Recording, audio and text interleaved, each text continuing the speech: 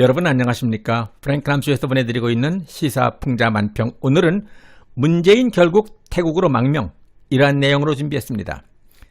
불가 구약 또는 백약 무효, 도무지 어찌할 도리가 없을 때 조상님들은 백약이 무효라고 표현했습니다.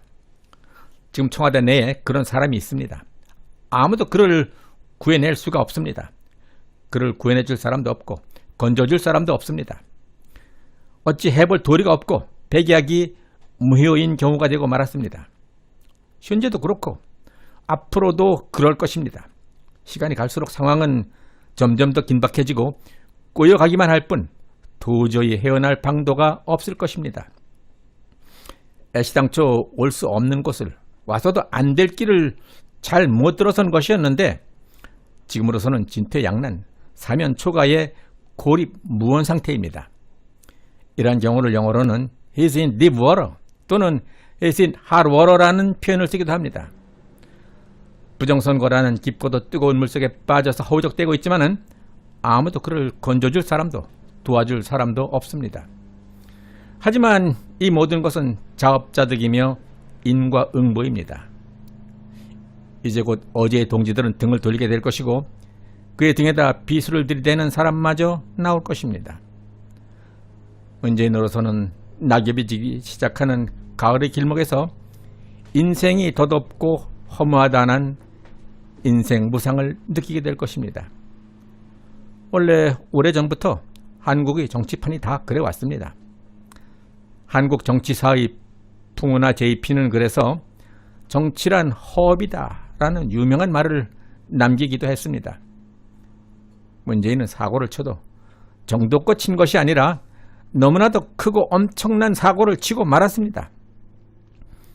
대개 IQ가 좀 모자라거나 분별력이 약한 사람이 사고를 쳐도 꼭 대형 사고를 치게 되는데 또 다른 경우 거부할 수 없는 어떤 압력과 보이지 않는 힘에 의해서 어쩔 수 없이 사고를 치게 되는 경우도 있습니다. 문재인은 이 세 가지의 경우 중 두 가지가 결합된 것이 아닌가 하는 심증을 갖게 합니다. 4.15 총선 부정선거는 이미 엎질러진 물입니다. 다시 퍼담을 수 없게 되어버린 물입니다. 지구상에 숫자가 존재하는 한 4.15 총선 선거 결과는 영원히 숫자로 남게 되었고 숫자는 거짓 없이 영구적으로 2020년 4.15 총선을 부정선거로 말해 줄 것입니다. 그간 수많은 총선 관련 고소 고발 진정권에 대해서 대법원은 침묵으로 시간을 끌어왔고 검찰은 수사를 안고 직무유기를 했으며 국회도 제1야당도 부정선거에 대해서 회피하고 한국을 대표하는 메이저 언론들마저 부정선거에 대한 보도를 외면하고 있었습니다. 이러한 답답한 상황 속에서 드디어 참다 못한 국민이 직접 나섰습니다. 4.15 총선 선거 조작 진실을 규명하기 위한 민경욱 전 의원과 박주현, 유승수 변호사 그리고 우파 국민들에 의해서 결성된 대한민국 국민수사대에 의해서 제21대 총선에서 관외 사전투표, 우편투표가 어떻게 조작되고 얼마나 대범하게 불법을 저질렀는지가 낱낱이 일목요연하게 밝혀지고 말았습니다. 이것은 4.15 총선이 부정선거임을 증명하는 너무나도 중요한 내용이므로 국민 모두가 알아야 될 일테면은 정수라의 대한민국처럼 이미자의 동백 아가씨처럼 조영필의 돌아와요 부산항해처럼 부르고 또 부르고 외치고 또 외쳐야 하는 구국의 메시지입니다. 관외 사전투표 272만 4,653건에 대한 전산 시스템 등기 우편 배송 조회를 통한 조사에서 명백한 부정선거임이 증명되는 여러 가지 유형의 부정선거 사실이 확실하게 밝혀진 것입니다. 수신 날짜가 없는 것이 13만 8,860건, 배달 완료가 되지 못한 건이 13만 8,853건, 배달 완료 후 배송 진행이 된 건 14만 515건으로 파악되었습니다.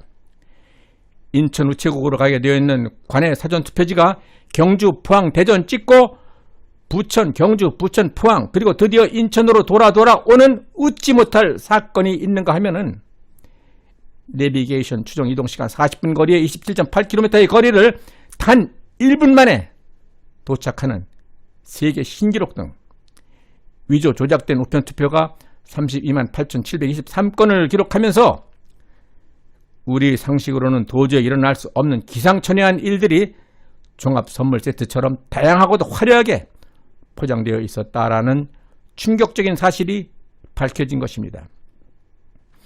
이 밖에도 발송과 도착 배송 의혹, 미접수 배송, 재접수, 우체국 접수 착오, 선관위 수령인 차질, 집배원 이름 누락, 배달 누락 등 이제까지 구체적으로 발견된 사항만으로도 63만 5,386건에 달하는 관내 사전투표 등기 우편의 치명적인 결함이 존재한 것으로 밝혀졌는데, 이는 시스템의 일시 오류나 부실 관리, 실수 등이 변명이 허용될 수 없는 내용들이며 엄청난 숫자인 것입니다.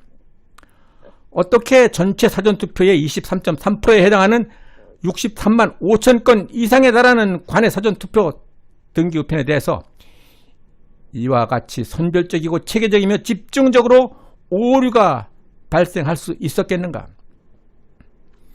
물론 이 외에도 전산 개표 과정에서 비밀리에 입력된 명령에 따라서 무효표나 입원표가 자동적으로 1번으로 집계되는 부정개표 시스템 등 이번 사유로 총선은 총체적인 부정선거였음이 다 밝혀진 이상 전면 무효가 될 수밖에 없는 상황입니다. 이같이 중대한 결함과 불법적이면서도 추악한 사전투표와 관내투표의 부정행위는 전체 선거를 무효로 선언하고 재선거를 실시해야 할 충분한 사유가 되고도 남는 것입니다. 대법원이 지금까지 재검표를 제1회 변론도 길도 잡지 않고 미뤄왔고, 사전투표에 사용된 중앙선거관리위원회 서버와 임차 서버, 투표용지 발급기, 전자개표기, 무선 장비 등의 기기와 프로그램에 대한 포렌식 검증을 거부하고 있으며, 통합선거인 명부, 전산 확인 장비 등 증거 보존 절차를 거부한 이유가 바로 이와 같이 심각하고 명백한 부정선거임을 저들 스스로 증명하는 것이라고 보아야 할 것입니다. 따라서 부정선거로 구성된 제21대 국회는 민주적 정당성이 상실된 선거였기에 모든 효력은 상실되어야 마땅할 것입니다. 이번 사유로 총선은 대한민국 국내는 물론 전 세계 여러 나라가 인지하고 있는 선거 역사상 가장 추하고 저급한 부끄러운 선거로 역사에 기록될 것입니다. 이제 문재인으로서는 다른 선택의 여지가 없게 되었습니다. 그는 취임식 때 자신의 입으로 말했던 대로 광화문 정치시대를 열고 광화문 광장의 소리를 귀담아 잘 들으면서 국민과 소통하는 겸손한 자세로 나라를 나라답게 만들겠다는 당초의 약속을 지켰다면 오늘날과 같은 어려운 사태는 피할 수 있었을지도 모를 일입니다. 그러나 문재인은 정반대의 길을 걸어온 결과 오늘날과 같은 불행의 길을 자신이 스스로 선택한 것입니다. 당내 차기 대권을 노리는 새로운 실세와 그를 추종하는 세력들에 의해서 문재인은 탄핵될 것이고, 눈치 빠른 검찰과 언론들도 이에 가세를 하면서 결국 문재인의 선택은 세 갈래 길로 압축될 것입니다. 서울 근교에는 등산하기 좋은 산들이 많이 있습니다. 기암 절벽에 있는 명산의 절경은 인간 만사 108번뇌를 잊게 해주는 산악인들의 안식처입니다.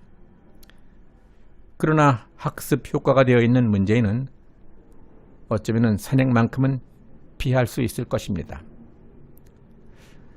박근혜 대통령님과 임무교대를 할 것인가, 아니면은 딸과 사위 그리고 귀여운 손주들이 있는 어떤 왕국으로 망명길에 오를 것인가.